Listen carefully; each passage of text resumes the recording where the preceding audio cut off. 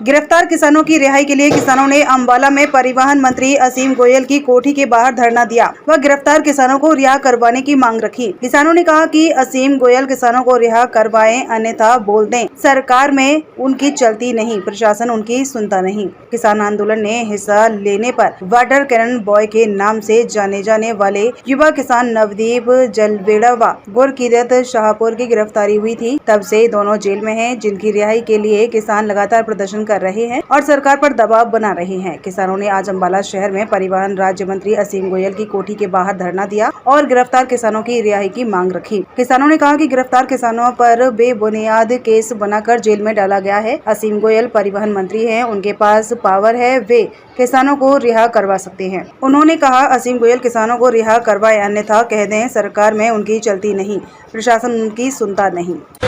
देखिए, हमारी डिमांड है कि जो हमारे नौजवान साथी बेबुनियाद लाइन लगाकर इन्होंने गिरफ्तार किए हुए हैं, उनकी रिहाई के लिए आज पूरे हरियाणा और पंजाब के अंदर बीजेपी के लीडरों के घर के बाहर प्रदर्शन है 4 घंटे का, 12 से लेकर 4 बजे तक। और उसके तहत अम्बाला के अंदर असीम गोयल परिवहन मंत्री के घर के बाहर ये प्रदर्शन आज है और सांकेतिक धरना प्रदर्शन है। और उसके बाद फिर और भी जैसे मोर्चे की कॉलें होंगी उसके मुताबिक अगले फैसले लिए जाएंगे। 13 फरवरी से आप लोग लगातार शंभू बॉर्डर पर बैठे हैं, वार्ता भी बंद हो चुकी है, अब आगे की क्या रणनीति रहने वाली है? देखिए, रणनीति वही है आंदोलन की कि हमने लगातार अपने आंदोलन को वहां पर चलाना है जहां पर हरियाणा सरकार ने, भारत सरकार ने एक बड़ी दीवारें लगाकर रास्ता बंद किया हुआ है पिछली 9 फरवरी से।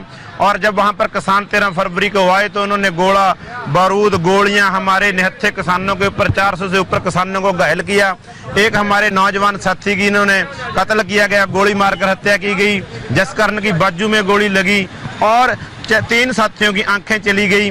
वो सब हरियाणा और भारत सरकार के कारनामे, जिसके अंदर हरियाणा के गृह मंत्री ने जिम्मेदारी भी ली है। अभी मैं उसकी जिम्मेदारी भी लेता हूँ। कोई ऐसा उसने ये नहीं कहा कि वो किसी प्रशासन अधिकारी ने गोली चलाई है, उसने बोला कि हाँ हमने गोली चलाई है, हम इसकी जिम्मेदारी लेते हैं। कहने का मतलब साफ साफ है, वहां पर हुआ तशद्दुद वहां किसी आम मुलाजिम का या वहां किसी एसपी का नहीं, वहां का जो तशद्दुद है, वहां पर जो गोलीबारी हुई है, वहां पर जो हत्याएं हुई हैं, वहां पर जो तांडव इन्होंने किया है, वो सब हरियाणा सरकार और भारत सरकार, बीजेपी सरकार उसके जिम्मेदार हैं, जिसका उन्होंने मोहर यहाँ के पूर्व गृह मंत्री अनिल विज जी ने लगाई है।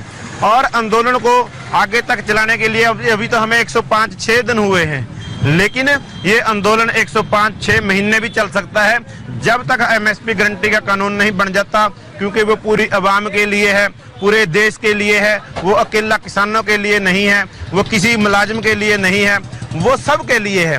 क्योंकि जो कारपोरेट घराने फसलों का रेट किसानों से पूरे भाव नहीं देते और पूरे देश के लोगों से 150 करोड़ की आबादी की लूट करते हैं और उनके ऊपर काला बाजारी करते हैं। ये काला बाजारी बंद करने के लिए और किसान तक सही उसको अपना फसल का रेट मिले और जो पूरी आवाम है उसको सही रेट के ऊपर फसलें मिल सके। जैसे 2 फसलें हैं, मान लो गेहूं और धान, उसकी कोई ब्लैक नहीं होती क्योंकि उसको एमएसपी मिलता है, लेकिन वो एमएसपी भी हरियाणा पंजाब में मिलता है। अगर ऐसे ही एमएसपी 23 फसलों के ऊपर मिलेगा, पूरी आवाम का फायदा होगा। कारपोरेट घराने की ब्लैक रोकने के लिए एक ही कानून है, वो एमएसपी गारंटी का कानून। अगर 23 फसलों के ऊपर एमएसपी गारंटी का कानून बन जाता है, किसान उन फसलों को पैदा करेगा और आम आदमी का उसके अंदर फायदा होगा। नहीं तो दाल 50-70 रुपये वाली 250 रुपये हो जाती है, 100 का तेल 250 रुपये हो जाता है, लेकिन कभी भी आटा 25-26 रुपये से लेकर 125-26 रुपये या 150 रुपये या 50 रुपये नहीं हुआ। उसका कारण एक ही है, उन फसलों के ऊपर एमएसपी मिलता है और किसान उन फसलों को पैदा करता है।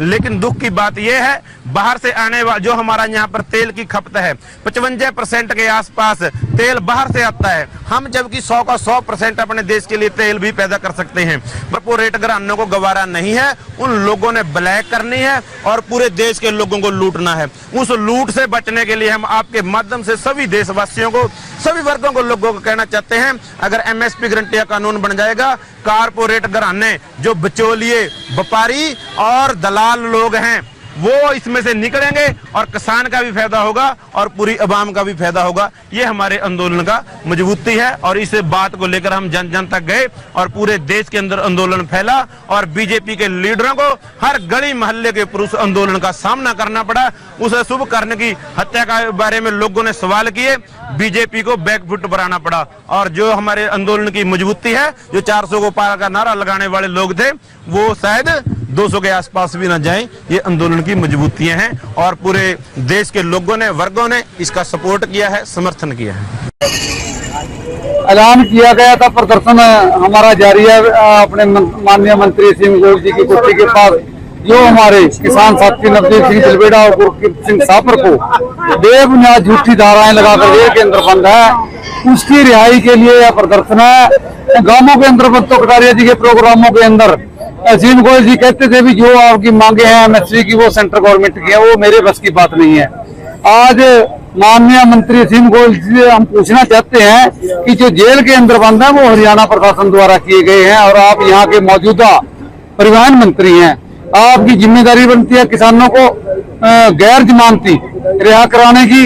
अगर नहीं बनती तो आप मीडिया के अंदर ये साफ कर दें भी मेरे बस की बात नहीं है या मेरी यहाँ चलती नहीं है या प्रशासन मानता नहीं है। फुल पावर है, आरएसएस से जुड़े हुए भी हैं, इनके पास पावर है, लेकिन ये भी जनता के लिए कुछ काम नहीं करना चाहते, किसानों की रिहाई की बात नहीं करते।